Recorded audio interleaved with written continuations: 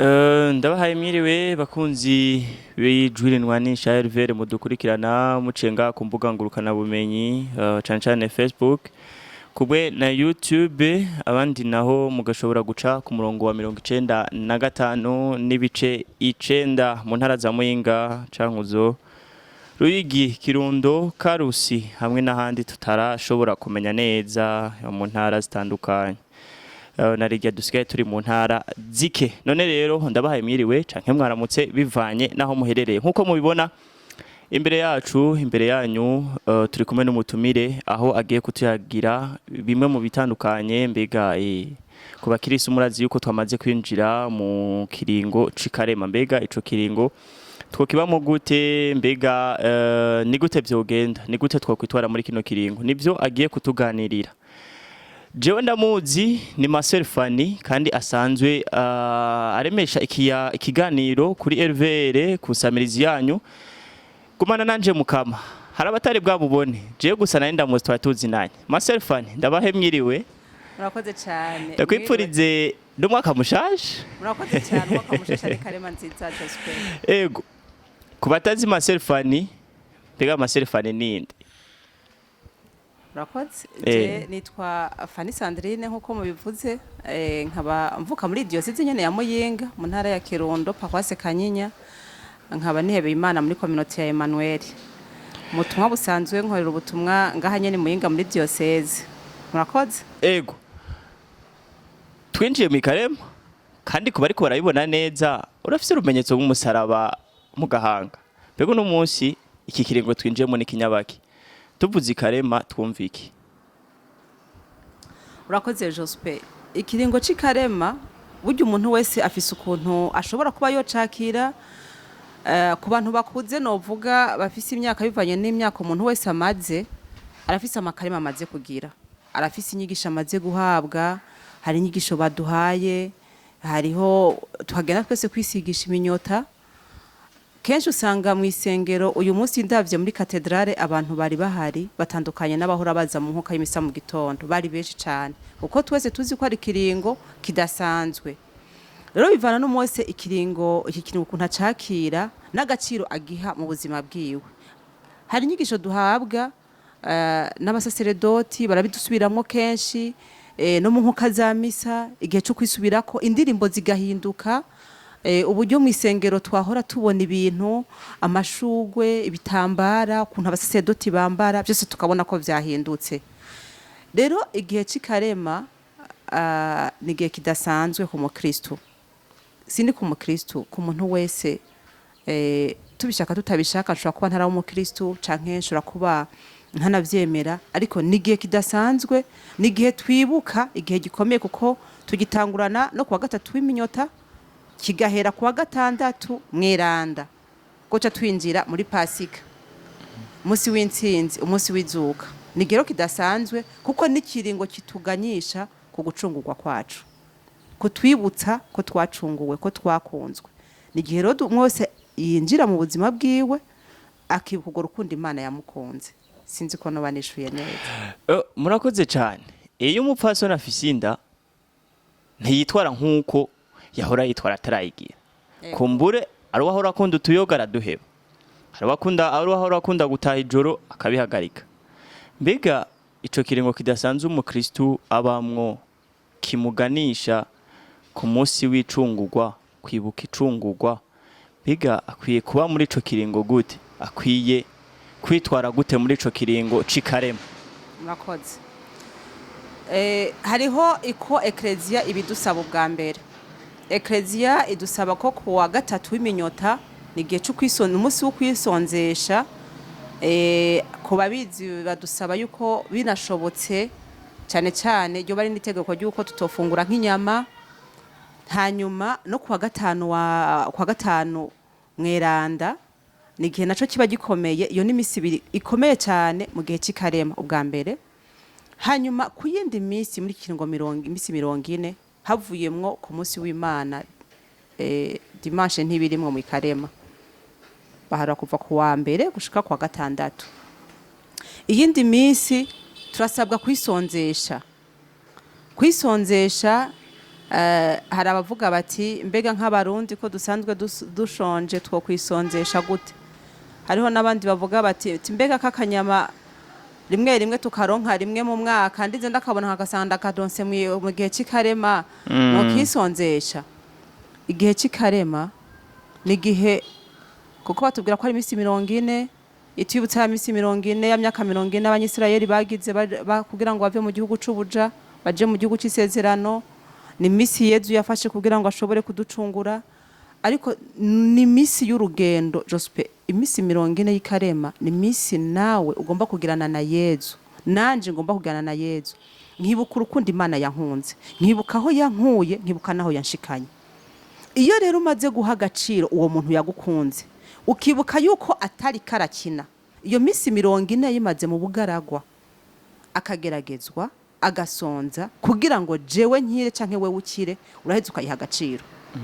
Kutabiha agaciro no kudaha agaciro urukundo twakunzwe. Kutabiha agaciro ngo tuyiha agaciro no kudaha agaciro ubuzima Yezu yabayemo muri iyo misi 40. Ni no kudaha agaciro urugamba Yezu yagwanye. No gusubira gutererana urugamba twavuga tuti nkaho menga ntibindaba. Ni misi umuntu ifatira ingingo.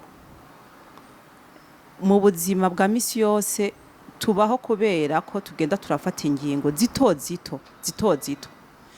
Hari gihe umuntu atangura ikarema agasamara gato, akaza gusanga indwi nyiranda yigezemo atigeze abiha agaciro. Akaza kugwana n'imisi 3 ya nyuma, akaza kugwana n'umusi wa Pasika, ugasanga ikarema yarinze muherako ata musi yigeze yumvira ubuzima bwiwe.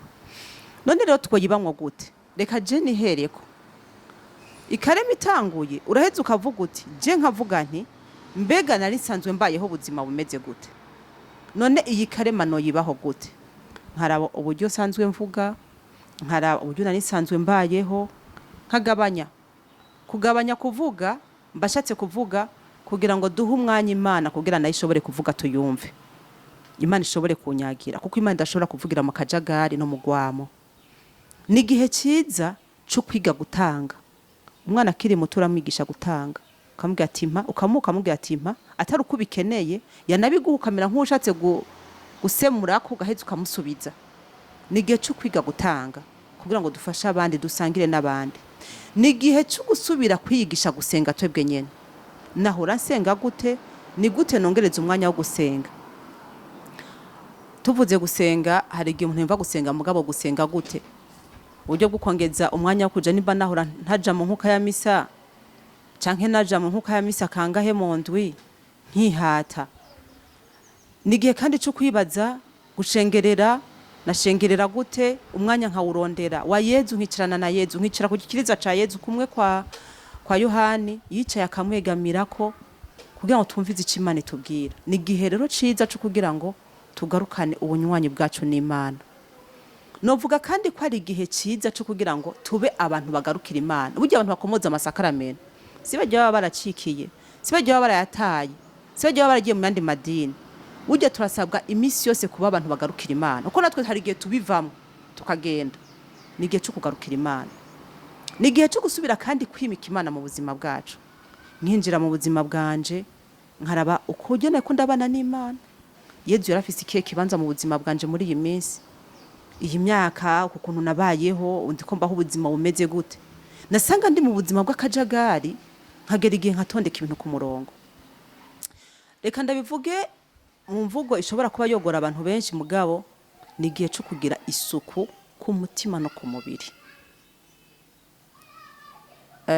Nibuka igihe kimwe twari mu nyigisho y'ikarema batubwira bati, Pati yatubwiye ati ngira ndabasabe mwese nimwataha murabe ukuntu mu vyumba byanyu hameze, uko icumba cawe kimeze kijya uryamamwe, nicyo kiza kuguha ishusho y'icumba cyo mu mutima wawe. Mu cumba cawe ni haba hariho akajagari. Urabona nkaho uri umusore Joseph, usanga isogisi nk'ubu nakubwira mpa amasogisi abiri ugasanga ntayo ufise. Usanga imwe iri hariya indi iri hariya. Ubuzima bw'abasore buragoye. Ntihatari. Bagenda kurya mu gasasisho kuguru. Yego. No mu buzima rero mu mutima bameze uko. Rero igihe cy'ikarema ni igihe cyo gutondeka ibintu, haba mu buzima busanzwe haba no mu buzima bw'umutima, kugira igihe cyo kuronka amasakaramentu kenshi cyane cyane isakaramentu ry'ikigongo. Ni igihe cyo kwiyunga n'abandi abo tuzi ko dufitanye ibibazo, kuko n'igihe Imana iduhamagarira kuba mu rukundo rwuzuye. Ni igihe cyo gutanga ikigongwe, ni igihe cyo gusaba ikigongwe natwe. Mbanzi ko hariho umuntu dufitanye ikibazo nkamusaba imbabazi, ariko kandi nanje nkatanga imbabazi nubwo watubona zinsaba. Ni igihe cyiza kandi cyo gusubira gufata ingingo y'ubuzima bwanje n'urugendo rwanje nk'umukristo. Ni igihe novuga kandi cyo kugira discipline. Kimwe rero kurambwira uti ku gacupa ku gufungura, abantu twaramaze kwishiramwo yuko ikarema ngo si ukwisonzesha ngo ku mibiri, ngo ni ukwisonzesha ku mutima, ngo ntimutabagure ngo ivyambagwa gusa, ngo nimutabagure imibiri. Ariko burya discipline duha imibiri nayo irakomeza discipline y'umutima.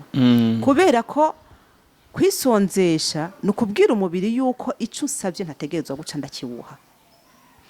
Kandi Yezu barigeze kumuzanira umuntu basengeye vyanse kwakira abatumwa, baraheza arakankamira shetani iragenda, bacara amazi ati ko twebwe vyanse. Ati shetani beniyo yirukanishwa n'igisabisho no kwisonzesha. Nukuvuga hariho ibintu jewe binanira guheba, mugabo uko ngira jene nkisonzesha nkasenga, ico kintu Imana ikampa imbaraga canke inkomezi zo kugira ngo ndagihebe. Rero igihe cy'ikarema ni igihe cyo kwimatura. Niba najya gatatu ku munsi, petit déjeuner mu gitondo nkanywa cayi, saa sita nkafungura, mwijoro nkafungura, ni igihe cyo kuraba igihe kibereye, sinjane n'urudaruda gusa. Ubundi batubwira yuko iyo mubiri turetse no kuvuga ku vy'umutima, umubiri ngo iyo wisonzesha umubiri uranonoka ukamera neza kuko nturemerwa. Uko buryo umubiri umukupakiramwe ibintu vyinshi tuba tuko turawundemereza. Burya bahinga canke abantu b'abazungu bajya utuntu duke duke. No kuvuga rero ni igihe cyiza cyo kugira ya discipline yo ku mutima na ya discipline yo ku mubiri. Akayoga sinzi ko nk'icupa yo nk'icupa Jose. Rimwe na rimwe. Rero muri kino gihe cy'ikarema Yego. ni igihe cy'uko watunywa uyumvira ukagabanya. Kugabanya uragabanya, ariko kandi ukanibuka no gupartager n'abandi, gusabikaniriza abandi rwa rukundo. Ni igihe cyo guheba utuntu tumwe tumwe, mbega usanga dufise udusaku duki. Mbega ngaho nyene dufatiye ngaho hari uca avuga ati gusabikanya ku gacupa, hawo nk'ubuya uri kariyumvira ati jivyo nsanzwe ndabigira mu kabare sinigira ninwana jewe abagenzi banje ndabasororera. Mbega iyo bari yo ngendo cane urakoze. Kenshi mu bintu byinshi dushiramwo kwiyorohereza. Turabe amategeko kenshi n'igihe turiko turabe ibintu bitworohereza. Tije nta kibazo, nsanzwe ntanga, nsanzwe nsabikanya, canke nsanzwe n'ubundi atanda ndende fise, abantu barabizi. Ariko nico gituma navuze nti ni igihe cyo guca bugufi, umuntu akanumviriza inama mpanuzi y'umutima wiwe. Burya raziga Joseph. Ego. Guhinduka k'umuntu canke gukira k'umuntu canke gutera intambwe k'umuntu mu nzira y'ubweranda si ibintu tubwirwa n'abandi, ni ikintu kiza mu mutima wacu, kuko inama mpanuzi y'umutima iri muri twebwe. Jo shobora kumpa Joseph nk'akarorero ukama nk'impanuro ku kintu. Ego. Sindanagihebe. Mugabo igihe kintu kimvuye mu mutima kubera ko ari Imana ikimbwiye. Imana irafise uko nikubwira ikintu ikakikubwira mu buryo butomoye neza kandi bugororotse, kandi ikaguhana n'imbaraga zo gucuhaguruka. Ego. Rero umuntu ashaka kumenya ati niba ubu gusabikanya nari mfise nkasangira n'abandi ko ari byo vyoba vyari byo, acayumviriza umutima wiwe, acayumviriza umutima. Erega gusabikanya kuja mu kabare nka nanywa amacupa abiri nkanywa rimwe, aho sinovuga ngo twoba twisonzesheje. Ujye ushatse gukora ikintu gikore ucuzuze. Cyo ugikora ikintu hamwatye hagati na hagati. Kuko hagati na hagati ntubu gihevye ntubu nagikoze. Niba tuvuze kwisonzesha isonzesha. Niba uvuze ati uyu munsi sinywa ni sinywa. Tunywa amazi gusa. gusa n'ubundi bunyoye. Oya ni ukuvuga ku bintu cyo kwisonzesha urumviriza umubiri kuko hariho abantu bagiye barishira ko bakidadira akagira ibintu byinshi iminsi ingahe ugasangira munani atabyo ashoboye cyangwa ugasanga wishe stoma bagusaba kugenda bukebuke niba nta utahura wisonzesha n'umusi n'umwe genda gake gake nkuko akarorero ukabanza ukafata nka petit déjeuner ukayireka ku mutaga ugacujya dukenya hanyuma ukaraba ko bishoboka hanyuma mwijoro hanyuma ikindi naco nitwibagire yuko yeza tubwira ngo tutari kumwe ntaco nta na kimwe twoshobora cyo gituma navuze ni gihe cikarema ni gihe cyo gusenga kuko byose ubihabwa n'igisabisho kandi byose ubihabwa n'ubunywanyi ufitanye na Yezu kandi byose ubihabwa nuko uri kugikora kubera urukundo ufitiye Yezu n'urukundo nawe wifitiye gwo kugira ngo utere iyo ntambwe ivyo rero nivyo bihinga uvu umuntu ukati ndashobora kugira iki kandi kigakunda mugabo udafise objectif ihangiro nivyo umuntu byose yokora ntaco byo mumarira ndashobora kwisonzesha nta gico bimarira ndashobora kuja mu misa nta gico bimarira kubera ikintangiro mfise ntaco ntwaye ndiko nabigize nk'akamenyero ashobora no kwisonzesha ko yatamahera ufise exactement ati uno munsi je ko atamahera mfise no munsi sinwa katana amahera wari ufise atanayo wari ufise cyangwa ko rabuze no uja kugusororera yego ubundi kwisonzesha nyako ni ikintu uvuga ko narinda gifise narinda gifite uburenganzira cyangwa n'umuntu ashobora kukimpa ariko nka cigomwa nka giheba hanyuma ikindi naco sico cyonyene tuhamagariwe gukora iki mwikarema ariko hariho n'intambara zijana n'ivyo bihe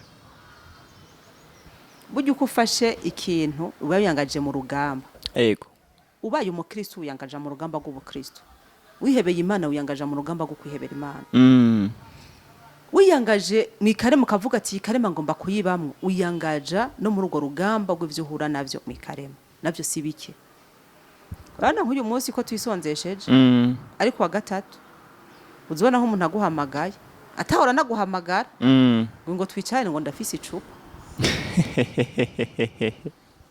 umutima nako atari jya uza kugura umutima ngo kwa ngo nzoca nisonzesheje ugacubiro porta cyangwa ugacugenda ahantu usanga batetse inyama nukuntu ubu nazikumbuye hanyuma urazikumbuye ntunaziherutse yego jewe noca ngaruka kuri kimwe nyene abantu bavuga ngo none ndazironse mu ikarema ngo ntahora ndazironka none nyene koko reka kuziki uzironse mu ikarema uzironse mu ikarema ntazo wahora uronka Jospari ikintu bavuga mu buzima busanzwe umutego ni iki tuvuze umutego ni iki nibaza ko ari ikintu naje ubwanje ntashobora gutorera inyishu sinzi ko wavuduha inyishu umutego ni ikintu umuntu ashira ahantu nk'ushatse gutega imbeba ntegesha indagara kandi rukaranze ibiyobe tuba tumota neza nzi ko imbeba ikunda nshatse gutega ifuku shira iruhande y'ahantu hari umwumbati kuko nzi ko ari hiza kuza wiyangaje mu rugamba rero rw'ikarema canke ne mu rugamba rwo gukunda Imana haza ibintu bisa navyo ariko n'ibivuga ati ikintu kije kungerageza avuga ati iki kintu kije nk'ikigeragezo none kubera iki izo nyama uyu munsi ntaziriye haco zingira hacomba ndapfa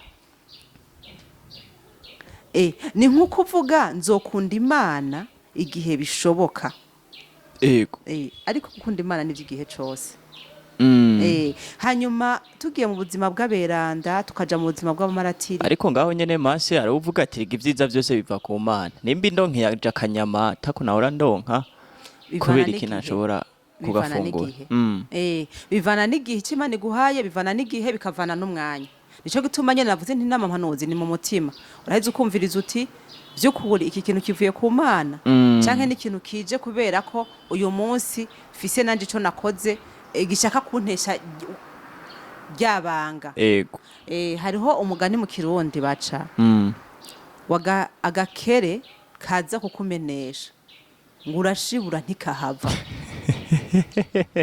urumva nawe ugashibura gutya mpaka kakumenesheje kandi tuba tubizi yuko igikere uri inzu naho buri kurukagira kiba kigiye ugakaza kukumenesha uragashibura ntikahava muri make tuvuga yuko kugira ngo wirinde ibyo byose uca wiugaranira mu nzu oya aho guhangana navyo ufata decision. Burya mu buzima no gufata no kwihihangira. Kandi burya mu buzima ikintu cyose uzoshikako. Je suis kubura umusoro ngano kumeza uko kura ku radio. Ubuzima bw'ubukristo bubayemwo nuko ari ama decision wagiye urafata.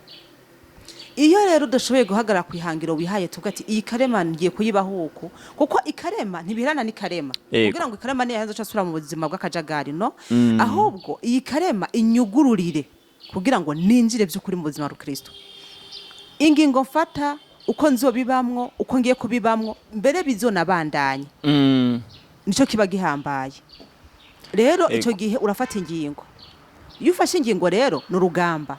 Akarorero Yezu yafashe imisi 40 arageragezwa ari Imana. Shetani mugerageza inshuro 3. Aratsinda. Kubeki ntibaza nti ibi bintu bije ni vya bigeragezo. Iyo nyama ni cagihe Yezu Shetani yamuha ibuye ngo rihindura umukate. Ko kintu ashobora guca ndabifatanya n'ivyo. Yezu ko yatsinze. Kono nuwo nkurikira yatsinze ni gute nanje atantsindira. Kira noneho teho ni nyama gusa ibindi woshobora kubijya ariko wewe yamwobirije kugira ngo ibuye rihinduke umukate. Nuvuga rero ni misi 40 mugabirimwo ibigeragezo. Emero mira mate yose uyamare gusa ntugiye nyawo. Urashobora no kunywa amazi kandi erega inyama batubwiye si misi yose. Kwa gatatu y'iminota no kwa gatanu mweranda. Ariko nibaza ko atari n'inyama gusa nibaza ko ari cyo cyose gishobora gutuma icyo cyose. Hanyuma bivana n'ikindi reka ndagwe nk'akarorero uvuze inyama. Hari abantu badakunda inyama. Cyangwa abantu batajya inyama. Navuga rero bo Imana yarabagiriye karema y'ubuzima bwabo bwose se. Oyi. Ikarema inyama kuri je urashobora kuba aramata. Inyama kuri je ashobora kuba ari kijumbu. Ku buryo ndagikunda ciye n'ahantu kikamotera umutima ukamvamo. Nicyo kintu cyose muri je nagize ikigirwamana. Shobora kuvuga nti uyu munsi muri iki gihe cy'ikarema nanje ndacigoma. Hanyuma ikarema nabivuze ikindi ntitubibamwe mu bihe bimwe. Eklezia tubwira yuko abagore bafise inda abana batashikana imyaka 18 abantu bakuze abantu bagwaye ko badashobora kugira ikarema bambe badashobora kwisonzesha ariko uwo nawe nubwo atokwisonzesha arafise uburyo nawe yogira ikarema akabana na Yezu mu bundi buryo kuko ikarema si ngombwa ngo abari ibintu bija mu kanwa gusa yego ni uburyo bwose bwuko jewe mbaye ni kimwe navuga nti ni gihe ciza cyo kuyunga nabandi igihe cyo gutanga imbabazi igihe cyo kwakira ikigongwe no kugitanga cyo gukunda cyo gufasha abandi cyo gusuhuza abagwaye kuraba abafunzwe gishobora kuba ari kimwe muri ivyo nubwo ivyo kujya twaba turanavyihoreye naho twofatira ngaho nyene mase numva hari abantu mu buzima bwacu twamenyereye kujya tukiyongera yego bega mikarema nta kuntu tuja dufata uko twahora twiyongera tukamenyera guhazwa na bijya bike tuba twiseruje hama bijya navyo twari kwiyongera tukaraba ubundi muntu tubiha Jospe urumva kugira ngo tugume twimenyereza kuba mu ikareba yego nagenda kwisho nyene kuri ico kibazo cengera ndanakigire ko nubwo kitajanye n'ikarema jewe nk'umuntu yize ibintu je nize labo ibintu byo kwa muganga burya hariho urugero umubiri wacu kenera indya yego abarundi benshi rero ntitujya kubera ko umubiri ubikeneye tujya kugira ngo duhage suko ndi yisahani yuzuye bisigura yuko ncampaga canke ibyo byo kujya nenda bikeneye nuko tutabimenya kandi burya bimwe rimwe na rimwe harimo nukonona kuko ndi yisahani yuzuye nari gushaka kubijya kabiri bimwe ndabijya bize gucika ifungurwa y'ubuzima kuko ibindi biraza kugenda aho bigomba kuja yego ntaco bimarira uko umubiri utora ivyo ushoboye ukeneye ibindi bica bigenda turamaze rero kwimenyereza kurya indya nyinshi burya ikarema uretse yuko cari igihe ciza cyo kugira umwitozo n'umwimenyerezo wo kurya indya dukeneye yego zidufasha kuko uzoshima yuko indya nyinshi ataco zitumariye umuntu ashobora kurya indya agenda kuryama bikanka kanaryama akikanka ko yihindukiza bikanka ko yegamira ngo mpimiwe kugira ngo numve ko DJ yose yoba neza akajya mpaka yumvise yuko kabisa ariko naco bimaze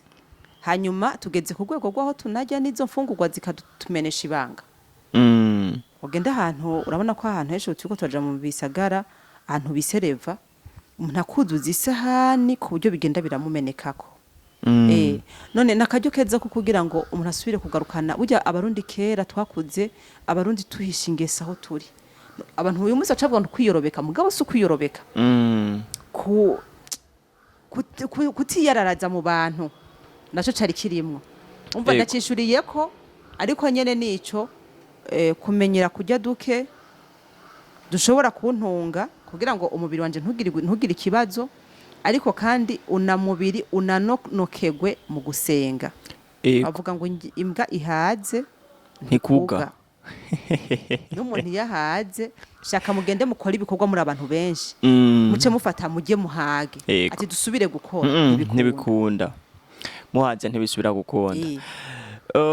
Turavyumva abari kure baradukurikirana baciye kuri page ya Radio Voix de la Conciliation. Muravyumva ni Masere Fane ariko aratuganirira ibitandukanye mu bijanye n'ikarema, ukuntu twayibamwo, ibyo duhamagarirwa kwisonzesha amage, murumva ibitari bike yagera bica ijya nino ikarema iminsi mara n'ingene twayitwara mu mage. Muravyumva ndabibutse ko ukiremesheje ni jewe Alain Jospin kumwe n'umutumire. None rero Masere tuko turagera ku musozo, mbega muri no karema twumvise ingene twayibamwo muhira mu mutima ndetse no mu mubiri, nibihe bisabisho nyamukuru twokwitiza muri kino kiringo cikarema kugira ngo bidufashe no muri ya myitwarariko yo kumenyera gupanga ibintu vyacu neza? Urakoze Jospe. Igisabisho ca mbere ujya mu buzima umukristu akenera si bisabisho vyo kudondagura, ahubwo n'uburyo abana n'Imana. Uburyo mbana n'Imana Jospe, nimba ndi no ku rugendo ndi mu modoka nkahamagara Yesu. Ego. Nimba ndi no mu kazi, nimba ndiko ndanakora canke naho no ndi ku mudukorwa dutonya, nkumva ko ndi kumwe n'Imana. Kubana n'Imana umunota wose w'ubuzima bwanje nicyo kintu ca mbere gihambaye. Kubana n'umukama, kuko kenshi dushaka kugira Imana pine de réserve, iyo ndayihamagara igihe bingoye n'igihe binaniye, ibisigaye nkigwanako canke nkatabaza abantu, Imana vyanse nkayiruka ku bwa nyuma. Igihe cy'ikarema kibi gihe ciza cyo kugira ngo umuntu ubwo bucuti bw'Imana n'umuvyeyi, nta kintu kiryohera umuvyeyi kubona ari kumwe n'umwana bumvikana. Ego. Hanyuma inkuka y'imisa dushengerere kenshi, duhabwa amasakramentu kenshi, ariko cane cane isakramentu ry'ikigongwe n'isakramentu ry'Ukaristiya ko ariho tubana na Yezu kuruta. Dufata umuvyeyi wacu Bikira Mariya kwa bishoboye mu kuvuga irozari, mu kumuyambaza, ntitukabe nk'imfuvyi dufise umuvyeyi. Dufise mama dukunda atwitwara kijoro n'umutaga, adusabira umuvinyu igihe tubukeneye, ntitukibagire ko dufise umuvyeyi iruhande yacu. Bikira Mariya ni ntasubirizwa mu buzima bwacu. Bikira Mariya kutamugira mu buzima niko guhomba kwa mbere. Tukagira n'Imana, dufise aberanda, dufise abamarayika batwitwarika babana natwe. Novuga ko igihe cy'ikarema cyo bigihe cy'uko umuntu aba connecte n'ijuru. Abana n'Imana, ahamagara ijuru, akumva ko Imana ihari, imukunda, imwitwararitse, kuko Imana ntihinduka.